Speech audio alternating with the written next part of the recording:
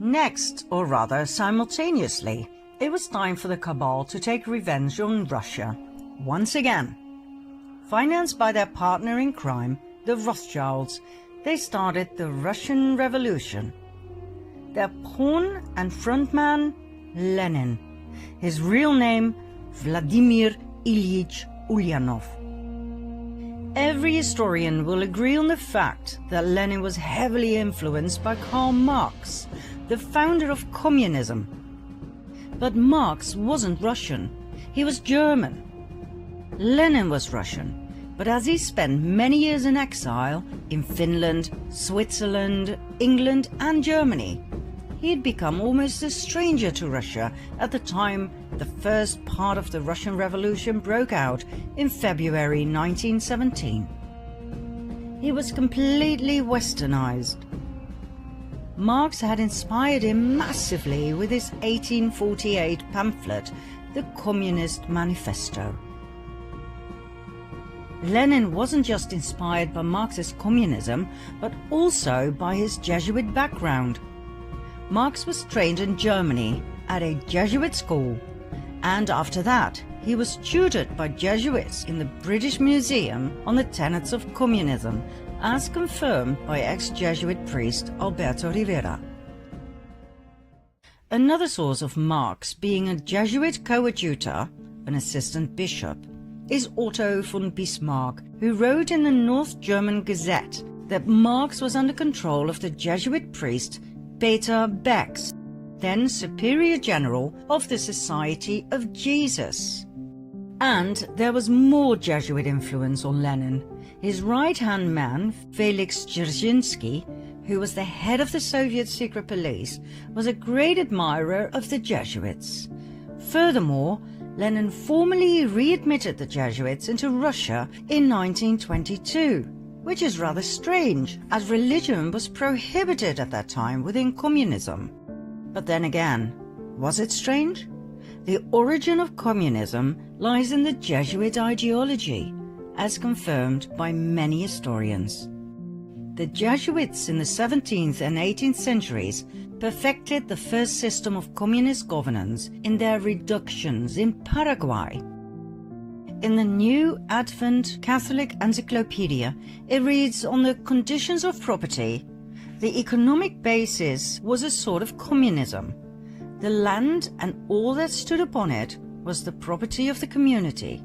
The land was apportioned among the caciques, who allotted it to the families under them.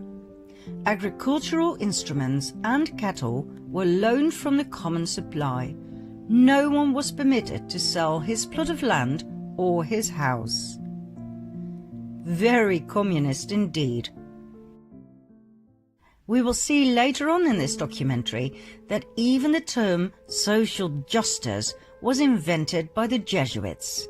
The first man to name it and write about it was the Jesuit Luigi Tabarelli d'Azeglio. Lenin was a Jesuit puppet who was pushed forward by the Cabal to destabilize and destroy the country. He hated Russia and the Russians. Some of his most famous quotes are, "I spit on Russia." While the state exists, there can be no freedom. When there is freedom, there will be no state. And may 90% of the Russians die and let the other 10% live under communism. The Russian Revolution was a Jesuit attack on the country. Their motive? Revenge. Their pawn? Lenin. Their tool? The Bolshevists. They were the equivalent of the Jacobins during the French Revolution. Millions of people died in Russia between 1917 and 1923, the year in which the Russian Revolution ended with the Bolshevist founding of the Soviet Union. Now, before we move on to World War II, where we will share with you a discovery that, quite frankly, knocked us off our feet, so keep watching, we will first take a look at a chain of events in the US. Maybe you remember from part 2 of the previous series, that in 1913 the US Federal Reserve Bank was founded, the mother of all banks, owned by several Cabal families, among which the Rothschilds? Remember what happened to the three wealthiest and most influential opponents of the Fed? They conveniently died when the Titanic sank. Less than a year later, the Fed was a done deal.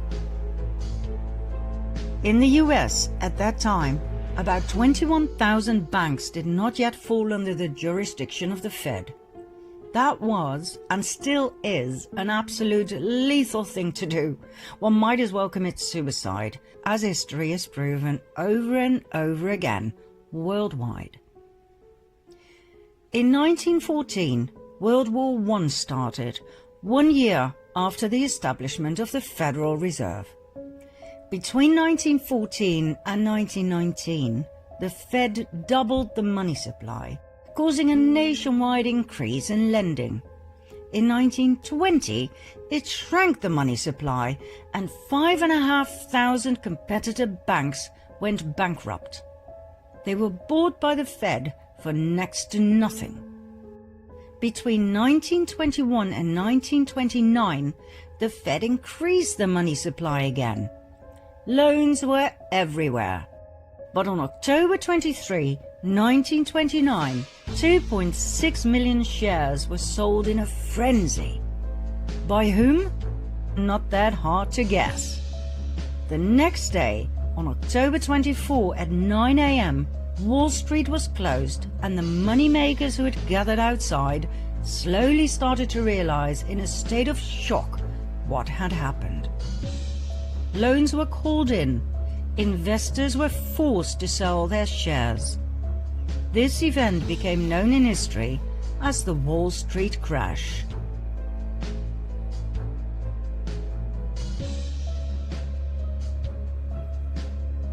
The Wall Street crash brought the rest of the world on its knees too.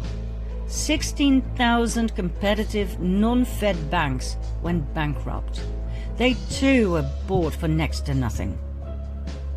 It was called the greatest robbery in history. But it wasn't enough. The Fed reduced the money supply even further by 30%, causing starvation throughout the US.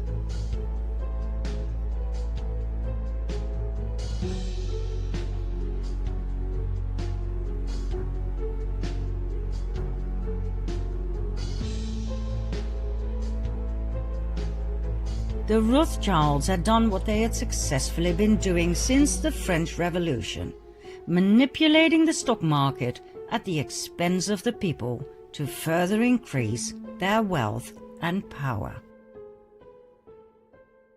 Congressman McFadden was so horrified he began impeachment proceedings against the bankers who owned the Federal Reserve. Like I said, he might as well have committed suicide straight away.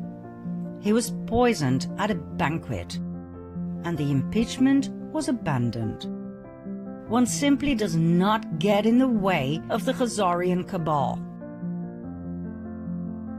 4 years after the Wall Street crash in 1933, on the pretext of getting out of the Depression, the banks persuaded the government to carry out a national gold seizure on penalty of imprisonment for 10 years. That's right. Under pressure of the Fed, President Roosevelt signed Executive Order 6102 to make the impoverished American people give up their gold. They had nothing left. With the gold standard gone, the cabal had no more limitations on how they could manipulate the money supply. This meant absolute dominance. On top of everything else, income tax was created in 1913 to cover the huge amounts of money the government was paying the Federal Reserve.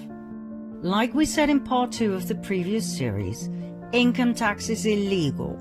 We were just never told. One of the dire consequences of the Wall Street crash was that the Fed called in all international loans. The country that was the worst affected was Germany. After World War I, the country had to pay reparations to the victims, for which it desperately needed the loans, as well as for rebuilding the country and the economy. When the Fed called in their loans, the German economy collapsed. The country dived into a deep depression. That same winter, about 2 million people were unemployed. Less than 3 years later, that number had tripled, meaning a staggering unemployment rate of 40%. The government's expenses to support these people went through the roof. The Chancellor cancelled unemployment support in a desperate move, which made things even worse. More chancellors came and went. Nobody knew what to do with this mess. People were losing faith in democracy, music to the ears of the Cabal, and sought help from extreme left, the communists, or extreme right, the Nazis. In January 1933, Hitler became Chancellor of Germany. Although he had a majority of seats in Parliament, he did not have the absolute power he desired. Conveniently, only 4 weeks later, the Reichstag, home of the German Parliament in Berlin, was set on fire, allegedly by communists. Hitler used the event to persuade President Hindenburg to pass an emergency act restricting personal liberty. The act abolished freedom of speech, assembly, privacy, and the press. It abolished the right to own property and the right to trial before imprisonment. It legalized phone tapping and interception of correspondence. The decree was used as the legal basis for the imprisonment of anyone considered to be opponents of the Nazis. People could be imprisoned for any or no reason. That night, around 4,000 people were arrested, imprisoned and tortured by the SA. Hitler was now able to imprison communist leaders, so his main opponent during the elections, the Communist Party, fell apart. Hitler's SA intimidated the rest of the opposition, after which he pushed through the Enabling Act that enabled him to make laws without the parliament's consent for the next 4 years. This gave Hitler absolute power. He then banned all political parties. Only the Nazi Party was allowed to exist. The final obstruction to absolute dictatorship was dealt with on June 30, 1934, called the Night of the Long Knives, when 400 SA members who were making demands were slaughtered by Hitler's SS. 1.5 months later, Hitler was in absolute control of Germany. He had become the Führer, meaning he was president, chancellor, and head of the army. Members of the armed forces had to swear a personal oath of allegiance, not to Germany, but to Hitler, which is so Jesuit. Remember the oath of absolute subservience and obedience to the Supreme General? Who was Hitler, really? Hitler came from an interesting family. His mother was Clara Pölzl. His father was Alois Hitler. Alois's mother is where things get really interesting. Her name was Maria Anna Schiggelgruber. She was a simple peasant girl from a village called Stronens near Dollersheim. At the age of 42, still being single, she gave birth to Alois. At the time she conceived, September 1846, Maria lived in Vienna, where she worked as a servant for none other than Anselm Salomon von Rothschild.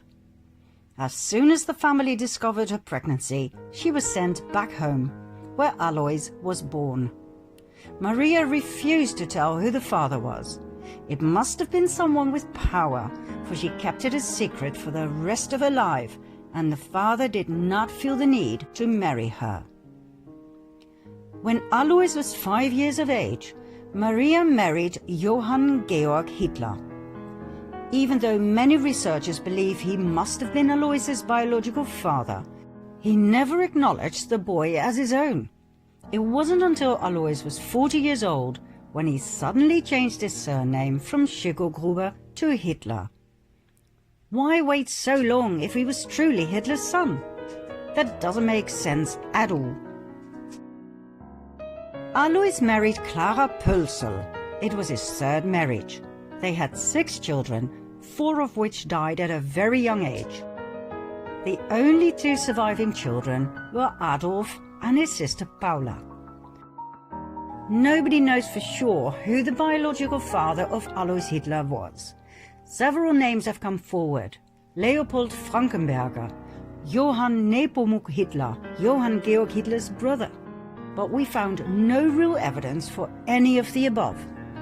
They all seem to have been used as a decoy to take our attention away from Anselm Salomon von Rothschild.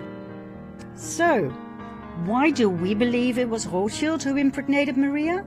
Because of several indicators. First of all, 9 months before Alois's birth takes us to September 1836. According to the Rothschild archives in London, Maria worked as a maid for Anselm Salomon von Rothschild. Now there are 2 possible suspects of the rape of Maria. 1, Anselm, who was 33 years old at the time. 2, his father, Salomon Meyer von Rothschild, who was 72 at that time. Now the Rothschild archives contain handwritten correspondence between the son, Anselm, and the London Rothschild Bank, which proves he was in Vienna at the time of the conceived pregnancy. His father, on the other hand, was in Paris. That narrows it down, don't you think? Secondly, in 1876, when Alois was 40 years old, he suddenly inherited a large sum of money. From whom? There wasn't any money in the family. Anselm Salomon von Rothschild died a year and a half prior, the time needed to pass an estate through the probate court. It was the same time Alois suddenly changed his name to Hitler, remember? Was that just a coincidence, or was it a demand by the Rothschilds in order to receive the inheritance, so that he would not be traced back to the Rothschild bloodline? Now please bear in mind that officially the Rothschilds were Jewish. They were the Babylonian Khazars who converted to the Jewish faith under pressure of the Russian king. Call them fake Jews if you like, but to the outside world, Adolf Hitler's father was half Jewish. If this ever came to light, it would be one hell of a scandal. And so, all traces of the Führer Adolf Hitler leading to the Rothschilds had to be erased.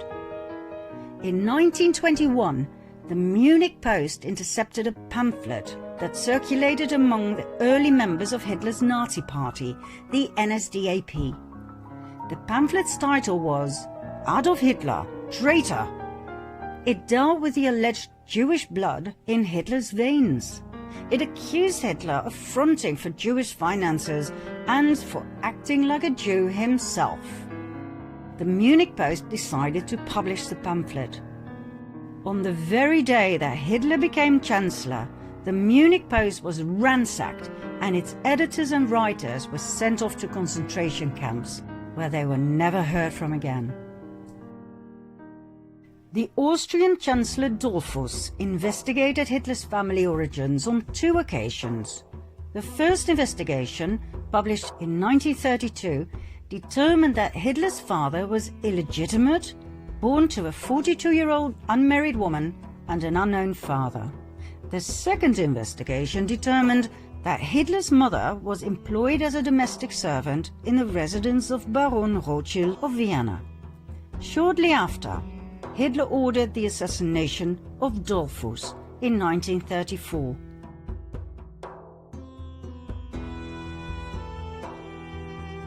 Adolf Hitler once told his nephew, William Patrick Hitler, These people must not know who I am. You must not know where I come from and which family I'm from. In an effort to erase any evidence that would lead Hitler back to the Rothschilds, not only were people murdered, but the entire village of Dollersheim, where Hitler's grandmother had come from, was completely destroyed on Hitler's orders. Adolf Hitler, the Führer, did not come out of nowhere. We believe he was a Rothschild, maybe an illegitimate one, but still. We saw in the previous series, in part 5, how the illegitimate James Alefantis Rothschild was pushed forward by the family to play a very important part in the US elite and their Pizzagate. Well, Adolf Hitler too was pushed forward the same way to influence the outcome of yet another Cabal war. Hitler was a great admirer of the founder of the Jesuits, Ignatius of Loyola. He said, "I learned much from the order of the Jesuits. Until now, there has never been anything more grandiose on the earth than the hierarchical organization of the Catholic Church. I transferred much of this organization into my own party." Hitler called Heinrich Himmler, the inventor and organizer of the Holocaust, the Reichsführer of the SS, and compared him to Ignatius of Loyola.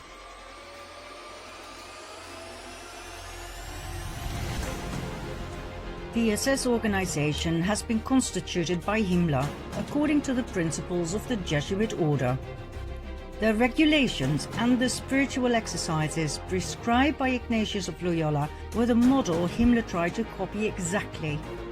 Himmler's title as Supreme Chief of the SS was to be the equivalent to the Jesuit general, and the whole structure and direction was a close imitation of the Catholic Church's hierarchical order. Absolute obedience was the supreme rule. Every order had to be executed without comment. Hitler presented himself as the solution to all problems. He offered jobs in the war and weapon industry. He got rid of everyone he blamed for Germany's problems. The Jews, the Gypsies, the Communists, the disabled, the homosexuals, and he confiscated all of their money.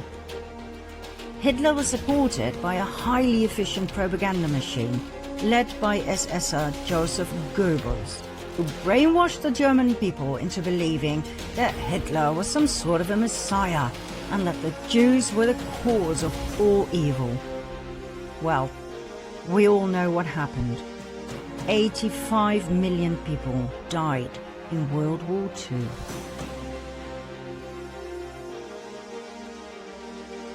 But the cabal wasn't done just yet. As you might know, in the aftermath of World War II, hundreds of thousands of Jews emigrated to the promised land of Israel. But did you know that this migration had already been planned by the cabal in 1917? 22 years before World War II even started, Palestine was given away, literally, by Arthur James Balfour, Foreign Secretary of the United Kingdom, on behalf of the British government. As if nothing more but a chess piece, a country with inhabitants was given away to, guess who? Lord Lionel Walter Rothschild. But wait a minute, 1917? The First World War hadn't even ended yet. So how on earth could they be talking about a home for the Jews? The Jewish genocide hadn't even started yet. We're talking about the Balfour Declaration, signed by Balfour himself on the 2nd of November 1917. Dear Lord Rothschild, I have much pleasure in conveying to you, on behalf of His Majesty's government, the following declaration of sympathy with Jewish Zionist aspirations, which has been submitted to and approved by the Cabinet. His Majesty's government view with favour the establishment in Palestine of a national home for the Jewish people, and will use their best endeavours to facilitate the achievement of this object it being clearly understood that nothing shall be done which may prejudice the civil and religious rights of existing non-Jewish communities in Palestine, or the rights and political status enjoyed by Jews in any other country. I should be grateful if you would bring this declaration to the knowledge of the Zionist Federation. Arthur James Balfour. Neither the Jews nor the Palestinians knew about this. It was yet another brilliant move of nothing but chess pieces by the Cabal. What was presented as a benign action in favor of the Jews was, once again, a divide and conquer strategy. It could only end in yet another war, this time between Jews and Palestinians.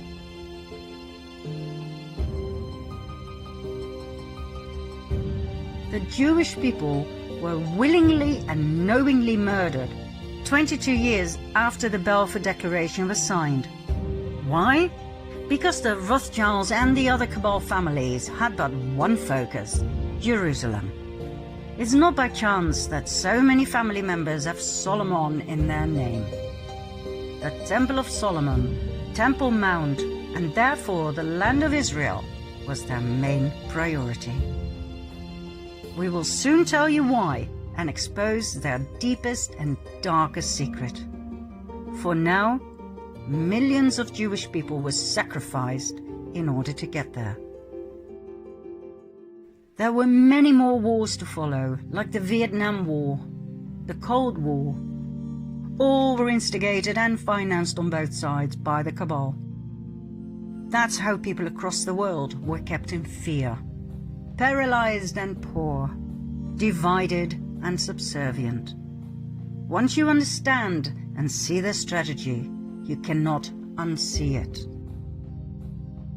But the worst was yet to come, for times were changing and the Cabal adapted their strategy as time went along. Key words in their everlasting plan to conquer the world: hatred, revenge, disdain. These three words were perfectly combined in one document, the Protocols of the Learned Elders of Zion,